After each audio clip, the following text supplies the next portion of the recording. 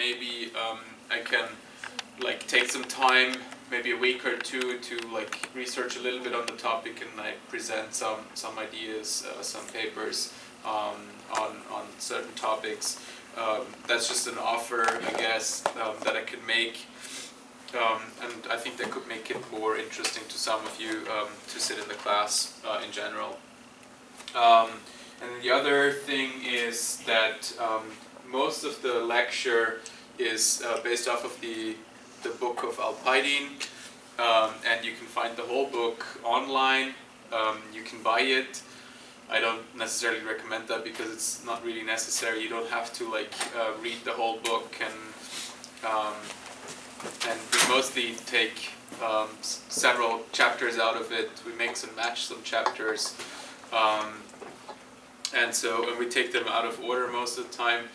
But it's a nice book. It introduces machine learning from an interesting perspective. I think it's a very approachable book as well. There's a second book I put online. I think it's the Kevin Murphy or the Christopher Bishop book. If there's something else that you want, I can put it online. I'm not recommending to share it yourself online. We have it behind the USC wall. These books are copyrighted. You can like download them officially from actual link there, but they're on the USC website. Don't share them too much, but they are available to you. I think they have some copies also in the bookstore for you to rent or whatever.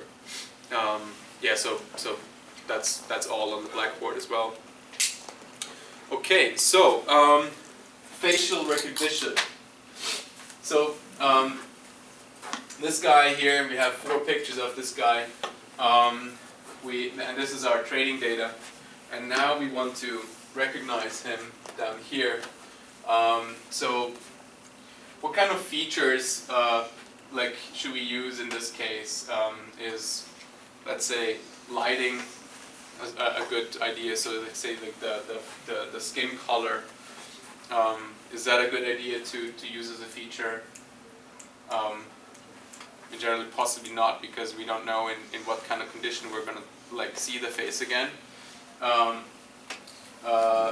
And I guess everybody recognizes the person down here, and it's somewhat different to all of these images here. So what facial feature would you use to recognize this guy again down there?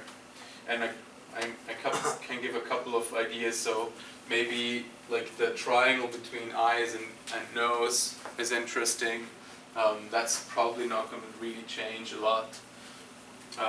Maybe the shape of his ears. Sometimes you might not see the ears though, like in this case. But machine learning algorithms are really quite capable of re-identifying this person based off of self-identified features, but also of like facial geometrical features that are not changing over time. Possible challenges, I think I gave away a little bit already. The person might be seen in a different lighting, so we need to like be able to compensate for lighting changes. You need to be able to compensate for like orientation changes, so the face might be in a different angle to the camera than we've ever seen before. The person might wear glasses too. That could be an issue. Or they might wear a hat or like a scarf that goes up to here. So there are a lot of different types of challenges in the face recognition scene. But yes, that's also one of like the classification or recognition examples. There's a certain type of problem that's called like a regression problem. We have a different task there. So in this problem, we get a set of input samples. That could be, like in this case, it's one-dimensional, so we get a sequence of stock market changes. And what we want to do now is, based off of this information that I have, so this time series, what's the next? What's the next time step? What, like, is the course going up or is it going down? And these are kind of like the types of questions that you want to ask with regression problems. I'm not sure if it's very easy to see, but here the blue line is like a zigzag line. what is the difference, and this is the actual data, so the blue line is the actual data, this is our time series. What is the difference between the red line that you see here, like, and the black line? Can anybody tell me what's the difference between the two?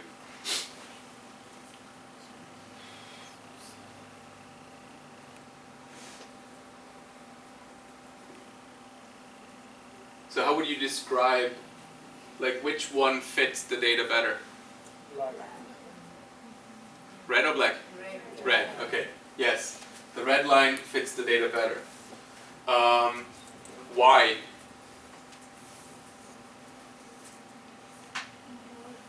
I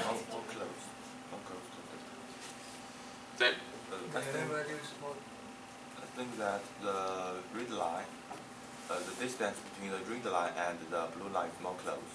Yes, that is a very good point. So if I like randomly pick out this data point here, the red line is up here, the blue line is down here, the black line is down here. So that's further away than this, right? So there's a bigger distance between the black line and the blue line versus the red line and the blue line, okay? So that's our performance metric, okay? But what else is different between the two lines? So if I count, for example, the number of like direction changes for the black line, so it's like 1, 2, 3, 4, 5, 6, 7, 8, 9, 10, 11, something like 15, 20, right? For the red line, that's many more because it fits the data better. So the black line actually uses a lot less parameters to approximate the data than the red line does. So, and then you'll come across this issue sooner or later in the class. There is something called overfitting and underfitting. In this case, the black line actually might be a better fit because it doesn't try to exactly learn whatever is happening in the blue line, because there might be some noise in the blue line that it doesn't want to learn, right? If I crank up the number of parameters to, let's say, infinity, I can perfectly fit the blue line, but do I learn something that I can like predict in the future? Maybe not, right? And so the red line might be overfitting, the black line might be underfitting, but there's something like a trade-off between the two, and there's no golden rule. Like I cannot tell you like you have to take 5 parameters or you have to take 3 parameters. There's no rule, but you'll have to like try to identify what fits best. So if I say like, I don't know, I want to fit a straight line in here, I would fit a straight line maybe like this, but then of course like that would say whatever happens it goes up, right? But it doesn't, because it goes down here. So like 1 parameter is certainly not enough. With 2 parameters I could fit something like this, like a curve, okay? That fits already kind of cool, but like then we know in the past it should be probably going down, and in the future it always goes down as well. So 2 parameters is probably not enough either, right? So you get the idea, I think. And to illustrate that a little bit further, again, we have like a data set that's kind of like representing a quadratic function, but we fit a straight line through it. It kind of fits, but it really doesn't capture what's going on. The curve here, which is just 2 parameters, and it's a quadratic function, that fits a lot better. So that's kind of like the gist here. Just the distance between your prediction and the observation is not alone a metric. It's also like the number of parameters you need and what your problem looks like. Okay? Any questions to this? We're going to revisit these kind of concepts a lot and discuss that. I think it is also important that you're going to be able to like articulate what the difference between overfitting, underfitting is, and so on. But that's further down the course. Okay. All right. So now I'd like to just introduce like a certain type, like kind of in general, certain types of concepts and different types of learning concepts. And in this case, so I'm introducing like supervised learning. In this case, you have a system again, input some hidden parameters, some parameters theta that are like to be validated, some like model parameters, and then we produce outputs. But we also have this t signal here, which is our target signal. So some of our data X has target signals, and we can use these target signals to adapt our system in a smarter way than if we didn't have those, to learn what the training data is looking like. So in this case, we are optimizing the distance between this and our predictions y. Okay, and we're gonna see how these algorithms look like.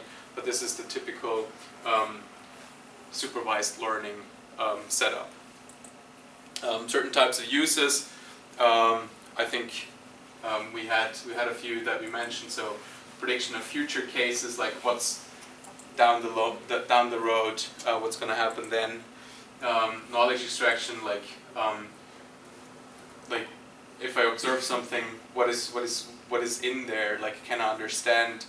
So I get certain types of observations for the flowers, like a petal width and and I get this observation, and now I have to make a decision, like what flower is it? And we can do this with these kind of supervised algorithms. We can do compression, we can do outlier detection. So we get a certain set of data points, then we get another one, and that's so far out that we know like this is not an observation that we were thinking about. So this is like outlier detection is another one. And there's many more cases for supervised learning. The next option is unsupervised learning. In unsupervised learning, and I'm going to show you this example. This is from one of my publications. This also is from one of my publications, where we basically just take a lot of speech samples and we observe them, we throw them into a space, and now we have an algorithm identify where are certain types of neighborhoods that are similar to each other. So these guys here, they have the magenta color, these guys have the light blue, dark blue, red and green color, and so these are clustering algorithms. And unsupervised algorithms, you just have data, but you want to understand something from the data. You want to extract structure. Is the data organized in a triangle like here, or is the data organized in like a tube, or like a donut shape, or is it more of like a cloud shape? And are there two clouds that I can find that are totally separate? And then, for example, in this case here, what we did is we threw the data into this space, and then we set the algorithm to identify 5 clusters. But we didn't know what these 5 clusters mean, so we showed those 5 clusters, samples from each cluster, to individuals on Mechanical Turk, and we said, listen to this, and explain to me what this is. And we had them separated out into breathy, modal, and tense voices. So, tense voice, breathy voice, modal voice. Okay, so that was kind of an interesting application there. We used these clusters, we picked samples out of these clusters and generated synthesized voices out of these. So if we just use samples from here and generate the sentence, I don't know, where were you while we were away? Then it's it's a tense voice. And if you choose this one, it's where were you while we were away? And so on. So you can generate different types of characteristics or expressivities based on these unsupervised algorithms. In this case, we utilized unsupervised learning to understand if a person uses a lot of the frequency range for vowels, or if it's a more narrow frequency range. We could separate out individuals with depression and without depression based on this algorithm. There's something in between supervised and unsupervised learning, and it's called semi-supervised, so it's kind of like a crossover between the two. In this case, so like this is what we observe. We have 2 red dots, we have 1 blue dot, okay? And this is the dot that we need to classify. So what class is this dot?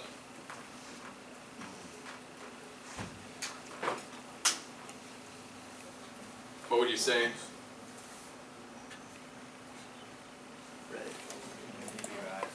Red? Okay. Yeah, it's a red dot. So, let me ask you the question again. What color is this dot? Blue, right? It's the same dot. Yeah. But knowing the contents or the context, like that I have a lot of data points here, and these 2 are red. I'm inferring that these are red too, and because this guy is blue here, and it has like the closeness to this cluster, and we don't know these labels, right? These are white, but based on the geometry of the data, I can infer that this guy is blue, in fact. Okay, so this is kind of like the idea in semi-supervised learning, and in fact, if you think about this.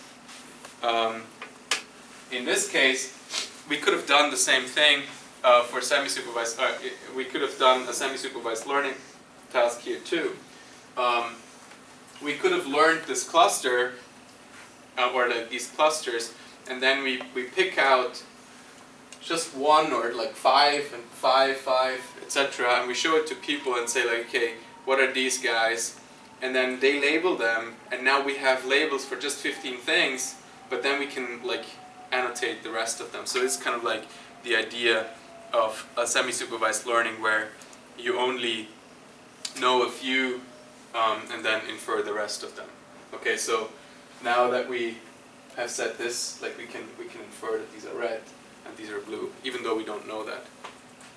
Okay, there are semi-supervised or like actively supervised learning algorithms as well, where the machine learning algorithm doesn't know the label, but then like probes a human, say like, hey, I would really appreciate if you could tell me what this thing is, because then I could make another cool decision. So like it tells the human, hey, this is something interesting, tell me what it is, and then you get back some information and you can retrain the whole thing. There's another class called reinforcement learning. Not quite sure yet if we're gonna get to this point, but this is another cool learning paradigm where you don't learn based off of like explicit examples. So you don't give the machine explicit examples like this is all the data that I have, but you let the machine experience the world. So reinforcement learning is used a lot with robots. So you have a robot that runs around, and like every so often, because it doesn't know, it runs against a wall. But then you tell it, no, that's bad, you don't run into walls. So you give it a negative reward here. You tell it, no, that's bad. Or you tell it, that was good, right? So you give it kind of like how you would teach a dog, right? You give it like sweets, or like you shout at it if it did something wrong, okay? So that's kind of like this machine learning paradigm called reinforcement learning. You reinforce certain types of behaviors by giving rewards. There's a lot of different cool algorithms that use this kind of paradigm. We use this a lot for dialogue management in our virtual humans, where we use certain types of metrics like the length of dialogue. If you have like a telephone hotline where you want to solve a problem with Time Warner, the reward would be the length of the dialogue, right? If the dialogue is very short and ends in a good state, you have saved money, you have saved time, good job, big reward. If it takes too long and you end up in a no solution, it's bad, the reward is smaller, okay? This is kind of like an overall view, and this is not even exhaustive, how machine learning algorithms are connected with each other. So we have like neural networks in the middle. I think these are the coolest. recurrent neural networks that take like feedback loops into account. Hidden Markov models are kind of similar. You have support vector machines outside here, which are kernel methods, etc. So it's kind of like a neat map of how the world of machine learning could be mapped out. I don't know if this is a great representation or a bad representation. It's a representation. It's certainly not complete, but I was just like wanted to throw it in there. And you can be sure that a lot of these have many different types of examples and different types of algorithms in them. Support vector machines, for example, like there are hundreds of different algorithms that are from the family of support vector machines. Same for hidden Markov models, etc. Okay, so examples. What uses of machine learning can you think of? There's many. So this is kind of like, I like this word doodle or whatever. So machine learning, there's like statistics in there, graphs in there, clustering. It's complex. It's about data. It's about theory. It's about human behavior, and so on. So there are many uses, and I think one of the most impressive uses in recent time probably is what many of you have probably seen already, is kind of like the explaining, like semantic analysis of pictures. And this is from Stanford. There is a version from Google. You can test out some stuff. Last week, I don't know, like if anybody has seen it, but there was like one algorithm out there from ETH in Zurich, where you posted a picture and it told you how hot you were, from to godlike, and that was kind of fun. That was machine learning in a sense. It's of course a little bit bogus, but this stuff here is quite impressive. For example, this is two young girls are playing with Lego toy.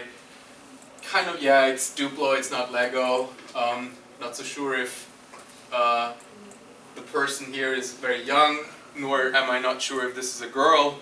But anyways, it's kind of like explaining what's going on. You know, black and white dog jumps over bar, that's pretty cool. But then also it's like, you know, boy is doing a backflip on a wakeboard. Yes, he's doing a backflip, but yeah, there's water in the back, but there's no wakeboard on his feet, right? So it does make mistakes, but it gets pretty cool results. And these are results from like 2 years ago, so they have gotten a lot better. And so this is one of the interesting topics of machine learning that is out there. But today I would like to make a little bit of like a self-promotion and talk a little bit about how we use machine learning in our work for depression assessment and for the generation of behavior in virtual humans. And I brought a couple examples, like some supervised examples, some unsupervised examples of our work. So in general, depression is quite bad.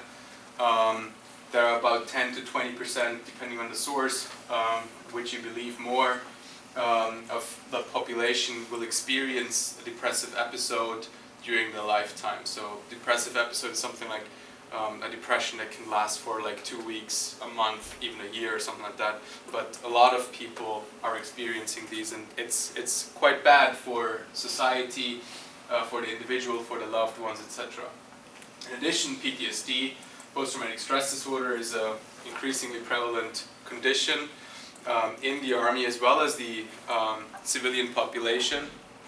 And we found that both of those behaviors or disorders are actually a lot like comorbid. They work together. Like sometimes PTSD is inducing depression, or depression is inducing PTSD, or the other way around.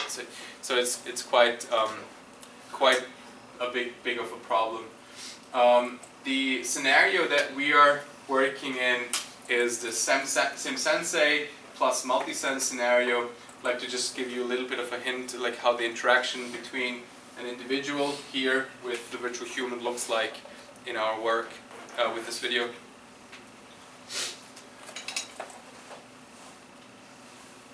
Hi, I'm Ellie. Thanks for coming in today. I was created to talk to people in a safe and secure environment. I'm not a therapist, but I'm here to learn about people and would love to learn about you. I'll ask a few questions to get us started.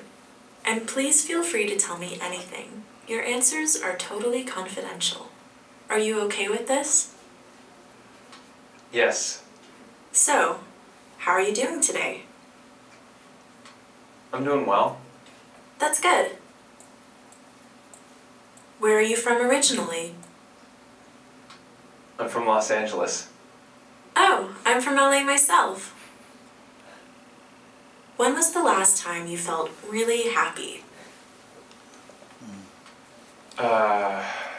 When was the last time?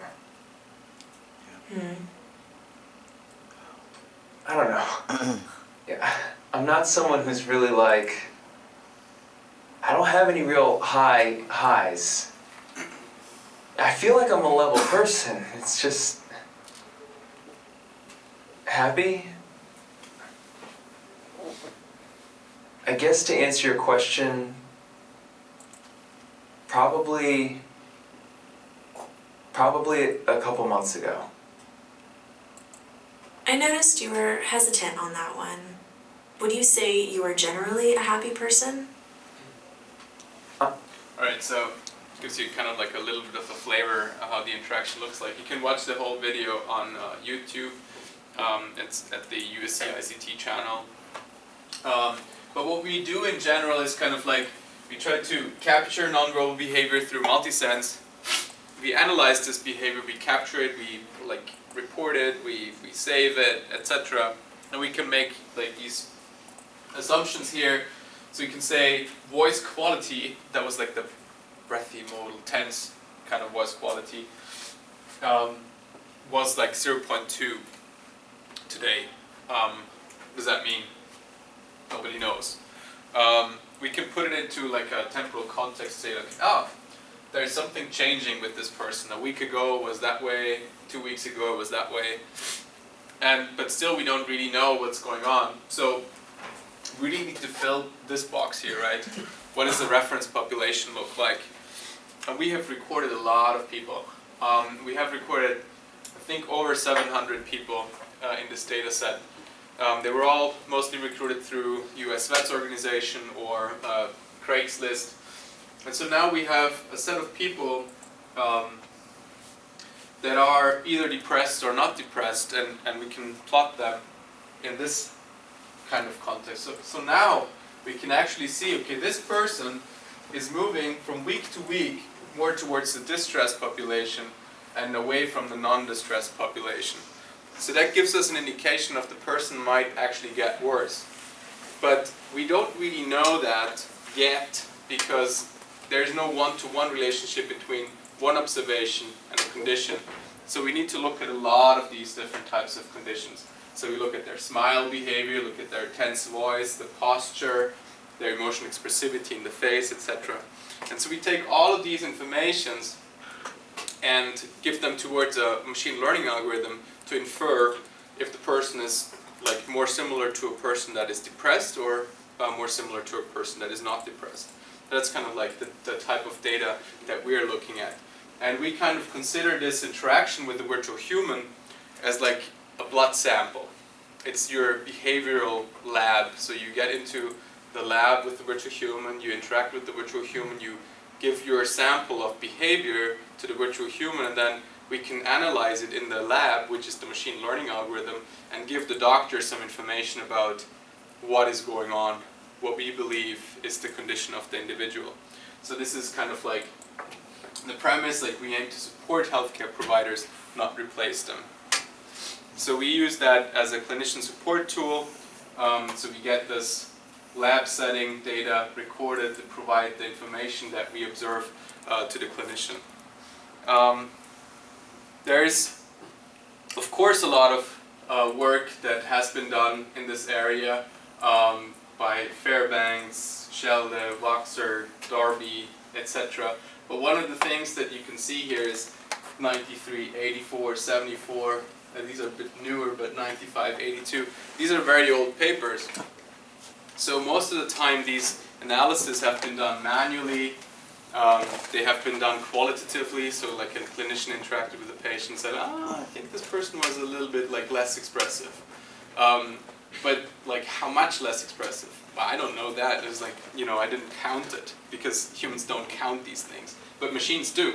So we can produce these kinds of quantitative assessments on certain types of behaviors that humans can't. So for example, so there's like a lack of gestures. So people have observed lack of gestures, reduced speech and increased pauses. They've seen like reduced pitch variability, increased speech monotonicity, etc. Or even like vocal tension. And we try to produce these observations automatically. For PTSD there is not that much work, but they have found like increased anger or reduced genuine joy. And so we try to come up with ideas or ways to measure these certain types of behaviors. And so this is kind of like a signal processing component of what the work is looking like. But while signal processing is helpful, it takes a lot of time and it's very minute changes. But in some of the extractions of signals or behaviors, we use machine learning. So this is a neural network here. So this is just like an interspersed example of like how we use machine learning even for signal processing.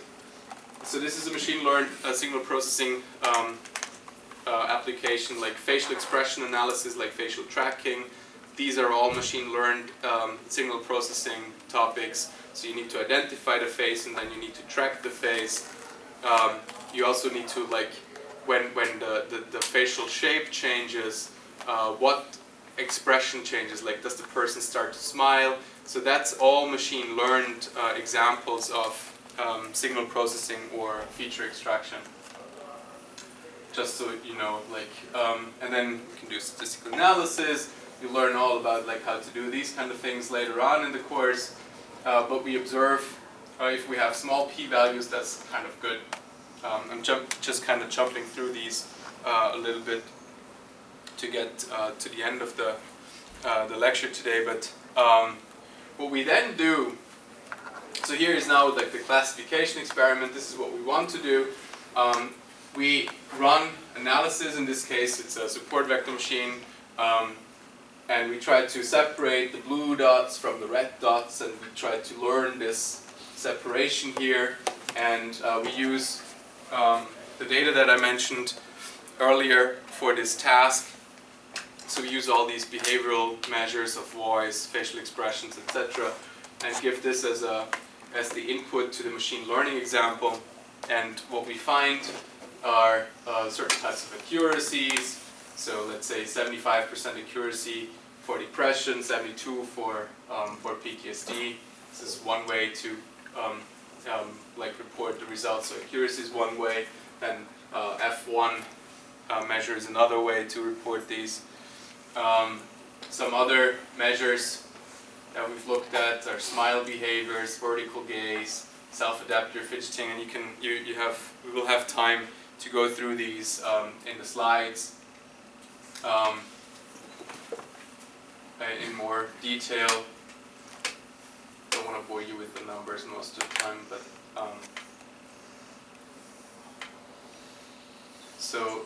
and we don't just do non-verbal analysis, we also do verbal analysis. So sometimes you look at like how much positive words are you using, or how long does it take you to respond.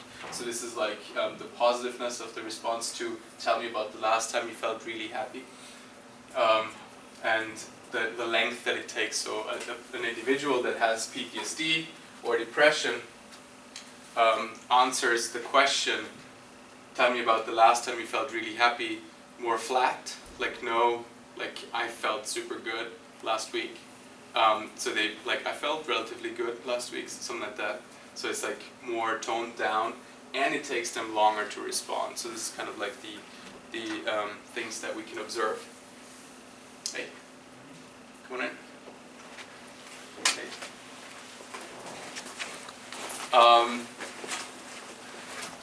So this is just like a summary of what we've heard. One more like example that I have is just giving you like an idea of like what I mean with that the voice is important. So I have two sets of back channels here. I would like you to listen to them and like tell me what the difference between the two are. Let's crank it up a little bit. Oh, okay. Oh, okay. Okay. Yeah. So these are more or less like normal back channels, like yeah, okay, yeah. And what does this sound like? Okay. Okay. Okay. Okay. And now I'm asking you a different question, like, so which set of the back channels was used when the person was interviewing suicidal teenagers? And it was the second one. And so it's kind of like what I mean about like the tone of voice and how it can be used as a powerful tool for communication and understanding a person's well-being. This is the example that I mentioned earlier with the triangles, that we use triangles for understanding a person's depression state. In this case, we have taken a lot of like the qualitative observations by clinicians. They often say individuals with depression sound monotonous, or they sound like they have mumbled speech and slurred words. And so what we hypothesize is that, well, if that is the case, if they like have slurred words, they don't pronounce or enunciate the vowels the way you should if you're actually speaking proper mainstream American English. They might like just change the voice a little bit only. And so this is how the vowels in the frequency space should look like. And you can see the first and the second formants here with these arrows, the third formants with the third arrow, and this is like E, E, U, O, etc. And so you have to move your tongue to produce these vowels. And this is how it looks like. So E, U, A, and so if you don't move your tongue, they don't sound like that, okay? So what we wanted to do is we wanted to look at the cardinal vowels, these three, that produce this triangle. And we wanted to see how these frequencies look like when you listen to a person that is depressed or a person that is not depressed. This is our short like algorithm. So we track the formants that we had before, like these arrows. And then we do some vector quantization. That's our unsupervised machine learning algorithm. I see it in large here. This is how it looks like. So we observe the data.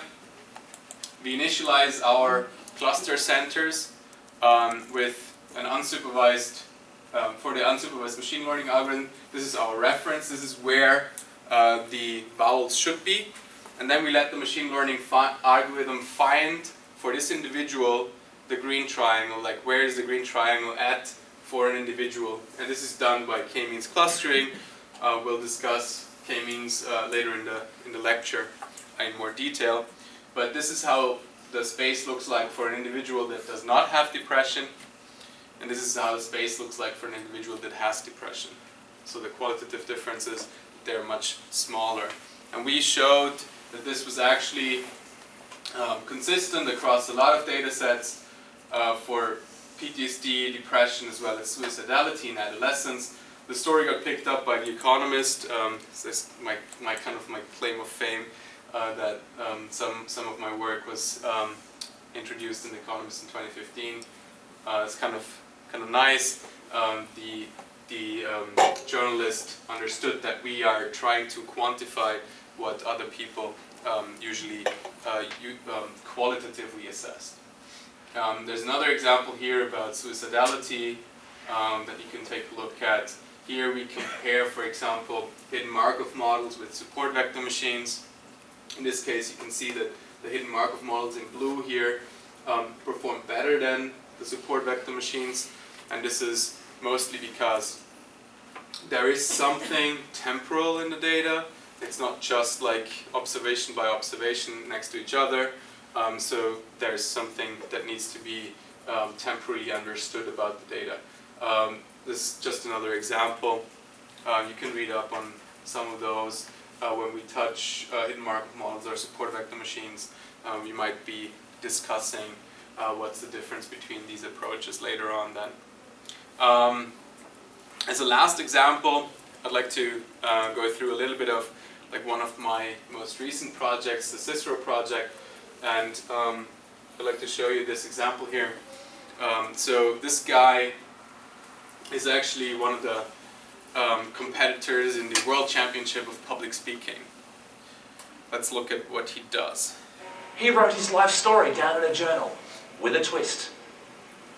It was a poem, one long poem, from start to finish. And this from a man who never went to school. So he uses the stage, he gestures nicely, he uses different facial expressions, emphasizes certain points, changes different, like the voice changes depending on the certain type of situations that he was talking about. And but he wasn't born with the ability to speak like that, so he learned that, and this is how he trains public speaking. This story is about passion, obsession, and blood. So he talks to pillows. Wow. Which is kind of cool, because now he can imagine that each pillow is like an individual that he talks to, so he can like train his eye gaze, etc. But at ICT we have virtual humans, so we thought we can do better than this. We built a virtual audience where you can like sit in, you can talk to the virtual audience, like each individual virtual human reacts like you guys do to certain types, like you start laughing at a joke or something. And there's a couple of components that go into this work. So on the one side we have multimodal behavior tracking that we had before as well in the SimSensei project. We now assess the performance, and I'm going to talk about this a little bit in a second. So in this case we're not doing classification because there's not good or bad, there is like a scale from good to bad, okay? Or from really good over good to bad, and then to really bad, of course. And so this is more of like a regression task rather than like a classification task. That's why I'm bringing this in as well. And then based on the performance, we create or we generate different types of behavioral feedback from the virtual audience. So the virtual audience, like you can lean forward and like smile and nod, or like lean back and so this is not right what you're talking about. This is also like just because we had it a couple of times already. This is where you can download Multisense and Virtual Human Toolkit. That's online as well.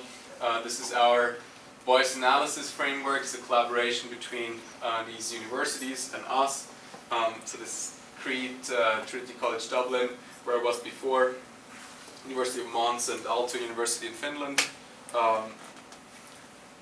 And it's on GitHub, so you can download there.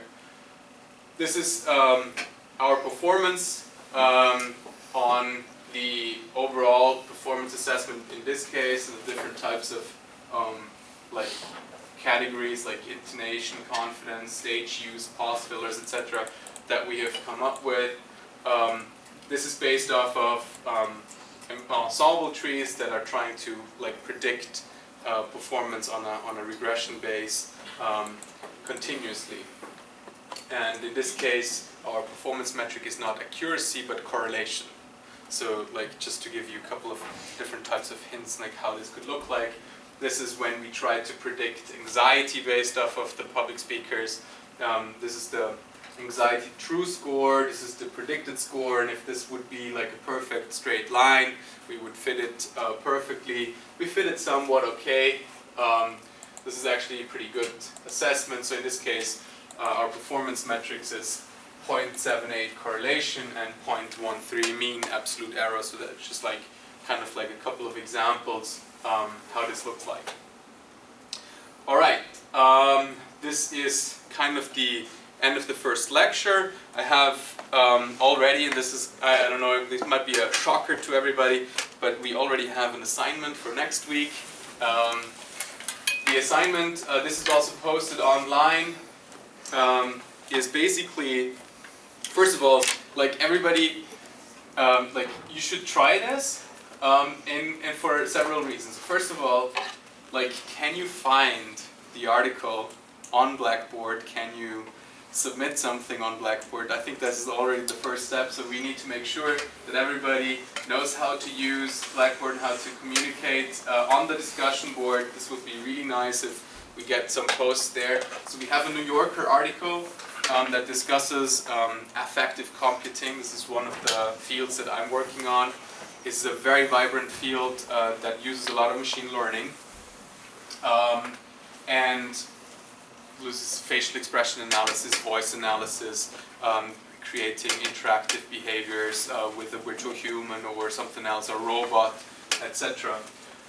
So that's kind of like a cool introduction article. Then I would like you guys to try this out. It's really not that hard.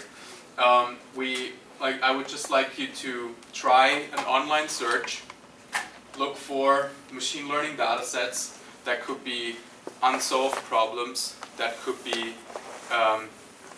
like baseline problems, that could be like our data sets that we use. Machine learning toolboxes, what is out there? What like machine learning toolbox is there from Google?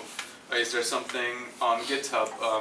Is there like from different universities? What does CMU do, etc. What are challenges? We have, for example, the Affect Audiovisual Emotion Challenge that we work on sometimes. You can submit your answers through Blackboard as a Word or PDF document to this one. But for the first one, I think it would be nice to start using the discussion board, because I think it would be really cool if everybody finds a question, finds like a shortcoming, an idea, and I think to make it more interactive, that would be kind of cool. All right, so this should be not a very high hurdle to take. Mostly just like do a search for 2 hours or something like that, and write down like whatever you found, some links, and you can also share those links if you find something on the discussion board, etc. Yeah, so I'm going to give a short course overview, but I think it should be kind of clear from the syllabus what we're going to deal with. So we are here, so we had an introduction. I'm going to give a little bit of an introduction after the break here on Matlab. This is going to be very low level, like variables, functions, etc. And there's also a course online that you can like go through. Does everybody know how to use Matlab here at USC? I think you can download it, you can install it on your own machine, you can use it on the pool machines, and so that's going to be like the tool that we're using to submit assignments. The project, in the end, you can do that in Python, you can do that, I don't know, if you can do it in HTML, fine, but I will be impressed if you can. So next week we're going to talk about supervised learning. We're going to talk about nonparametric methods, so where you don't have to like find a lot of parameters, decision trees, linear discrimination in neural networks. We're going to talk about how to set up a user study and evaluation, because I think that's one of the big things that if somebody of you wants to become like a researcher, what you will have to do is like how to set up my dependent, independent variables, how to evaluate something, what are some statistical analysis things that I can do. We'll talk about unsupervised learning, parametric and multivariate methods. We're going to have a midterm. There's going to be some spring recess. I don't know if it's week 10 or 11 or 9, so like this might change here. Then we're going to talk about kernel methods, graphical models, hidden Markov models. We're going to talk a little bit about deep learning,